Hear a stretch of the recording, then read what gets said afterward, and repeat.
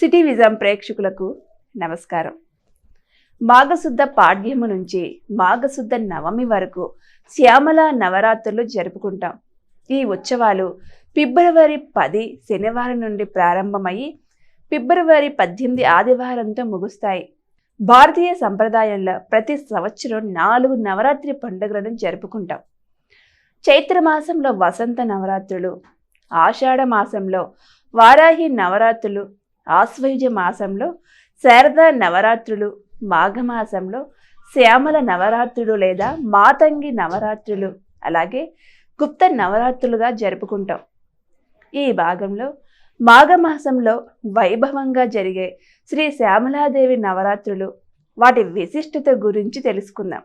శ్యామల అంటే సరస్వతీదేవి రూపం, జ్ఞానస్వరూపం. ఆ తల్లి శ్యామల, ఆమెను మంత్రిని అని కూడా అంటారు. లలిత అమ్మవారికి శ్యామలాదేవి మంత్రి, వారాహి మాత సేనాధిపతి. శ్యామల ఉపాసన అనేది 10 మహావిద్యలలో ఒక విద్య. ఈ తల్లిని మాతంగి అంటే మాతంగా ముని కుమార్తె అన్నమాట. రాజమాతంగి, రాజశ్యామల అని కూడా అంటారు.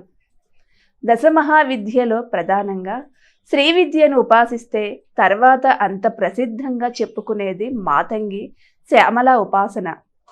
ఈ ఉపాసనలో వామాచారం, దక్షిణాచారం 2 పద్ధతులలో ఆరాధిస్తారు. ముఖ్యంగా ఉత్తర భారతదేశంలో ఈ 10 మహావిద్య సాధన మహాప్రసిద్ధి పొందింది. ఈ 10 విద్యలలో ఏది ఉపాసించినా మిగతా 9 విద్యలు అందులో కలిసి ఉంటాయి. కనుక 10 మహావిద్యలో ఒక్క విద్య సాధన చేసిన మిగిలిన అన్నిటిలో ఉపాసన విధి తెలిసిపోతుంది, త్వరగా సిద్ధిస్తుంది. అయితే ఈ 10 మహావిద్యలలో శ్రీ విద్య ప్రధానంగా జగద్గురు శంకరులు వ్యాప్తిలోకి తెచ్చారు. దానికి కారణం శ్రీ విద్యలో బ్రహ్మజ్ఞాన తత్వం గురించి ఉంటుంది. ముఖ్యంగా తాంత్రిక ఉపాసకులు ఈ శ్యామల నవరాత్రిని విశేషంగా జరుపుకుంటారు. విసుక్రుడు అనే రాక్షసుడిని సంహరించిన దేవతలలో వారాహి, శ్యామల రూపాలు ప్రధానమైనవిగా లలిత నామ వివరంలో పేర్కొనబడింది. ఇంకా అనేక సందర్భాలలో శ్యామలాదేవి గురించి లలిత సహస్రనామంలో ప్రస్తావించబడినది. అమ్మవారి కుడివైపు శ్యామలాదేవి, ఎడమవైపు వారాహిదేవి ఉంటారు. అమ్మవారు ఆమె అనామిక ఉంగరమును రాజముద్రగా శ్యామలాదేవికి అలంకరించి ఆమెను ప్రతినిధిగా రాజ్య భారమంతా అప్పగించింది. అందుకే రాజశ్యామల అంటారు. శ్యామలాదేవిని ఉపాసించిన వారు విద్యలో రాణిస్తారు. కోల్పోయిన పదవులు, కొత్త పదవులు, ఉద్యోగాలు పొందుతారు.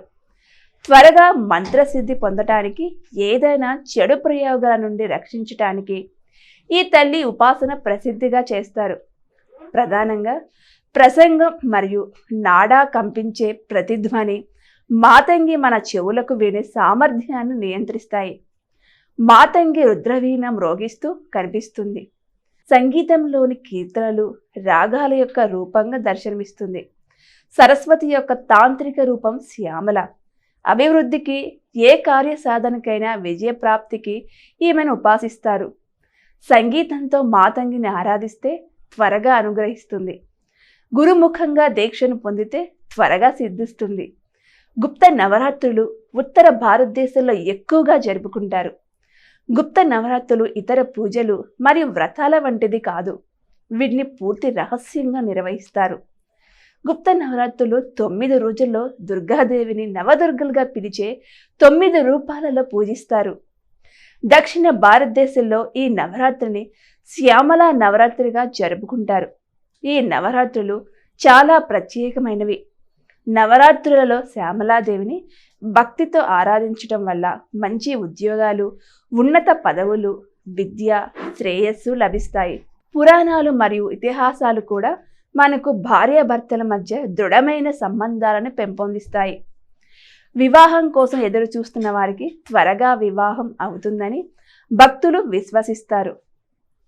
పూర్వం బండాసుడు అనే రాక్షసుడిని చంపటానికి ఆదిపరాశక్తి శ్రీ లలితాదేవిగా ఉద్భవించింది. దేవుళ్లను మరియు దేవతలను తిరిగి సృష్టించింది. ఒక దేవతను సృష్టించడానికి శ్యామల ఉద్భవించింది. ఆమె లలితాదేవి యొక్క ప్రధానమంత్రిగా అంటే మంత్రిని నియమించబడింది. అందుకే శ్యామలాదేవిని మంత్రిని దేవి అని కూడా అంటారు. దశమహావిద్యలో ఈ తల్లిని మాతంగి అంటారు. ఈ తల్లికి మాతంగి అనే పేరు ఎలా వచ్చిందో తెలుసుకుందాం. మాతంగ మహర్షి పార్వతీదేవి తండ్రి అయిన హిమవంతుని యొక్క సహచరుడు. అతను చాలా సంవత్సరాలుగా శ్యామలను పూజిస్తున్నాడు. శ్యామల తన కుమార్తె కావాలనే అతని కల నెరవేరింది. శ్యామల మాతంగ కుమార్తెగా జన్మించింది. అతని కోరిక మేరకు మాతంగి దేవిగా ప్రసిద్ధి చెందింది. శ్యామలాదేవిని నీల సరస్వతి, గేయ చక్రవాసిని, లఘు శ్యామల, వాగ్వాదిని శ్యామల, నకుల శ్యామల, అంశంతి శ్యామల, సర్వసిద్ధి మాతంగి, వాస్య మాతంగి, సారికా శ్యామల, సుఖ శ్యామల, రాజమాతంగి అనే నామాలతో పూజలు అందుకుంటుంది. ఈ సంవత్సరం శ్యామల నవరాత్రి ఉత్సవాలు ఫిబ్రవరి 10 శనివారం నుండి ప్రారంభమై ఫిబ్రవరి 18 ఆదివారంతో ముగుస్తాయి.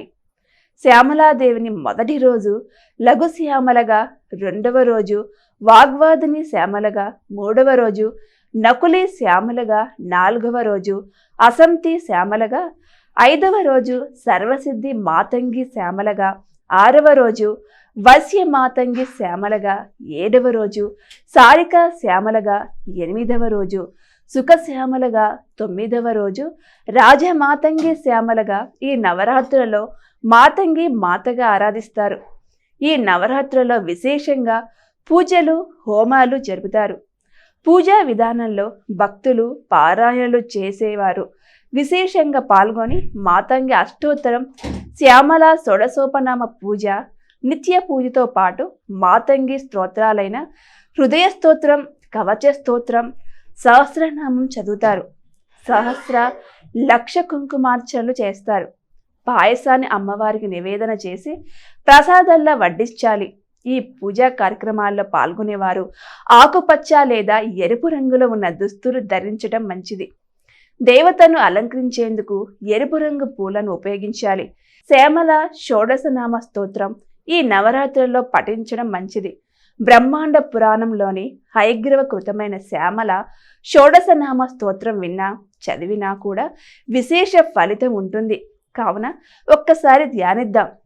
తాం తుష్టువు షోడశ భిన్న మభిన్నాక వాసినః తాని షోడశ నామాని శృణుకుంభ సముద్భవ సంగీత యోగిని శ్యామా శ్యామల మంత్రనాయిక మంత్రిని సచివేసి చ ప్రధానేసి సుఖప్రియ వీణావతి వైనికిక ముద్రిణి ప్రీక ప్రియ నేపప్రియ కదంబేసి కదంబ వనవాసిని సదామదాచ నామాని షోడశైతాని కుంభజ ఏతైర్యః సచివేశాని సకృతిం స్తోతి శరీరవాన్ తస్య త్రైలోకమఖిలం అస్తే తిష్టత్య సంశయం. షోడశనామ స్తోత్రం జపించలేని వారు ఈ షోడశ నామాలను పఠించినా కూడా విశేషమైన ఫలితం ఉంటుంది.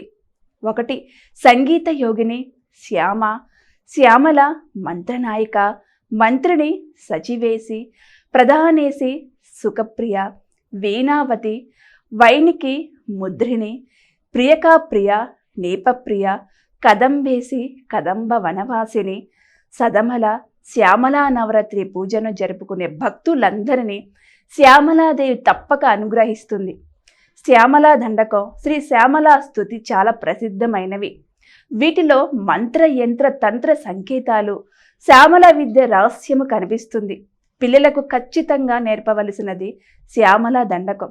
ఈ 9 రోజులు శ్యామలాదేవిని శ్రీ శ్యామలా స్తుతితో దండకంతో ఆరాధించుకొని ఈ శ్యామలామాత కృపకు పాత్రులమవుదాం. నమస్కారం.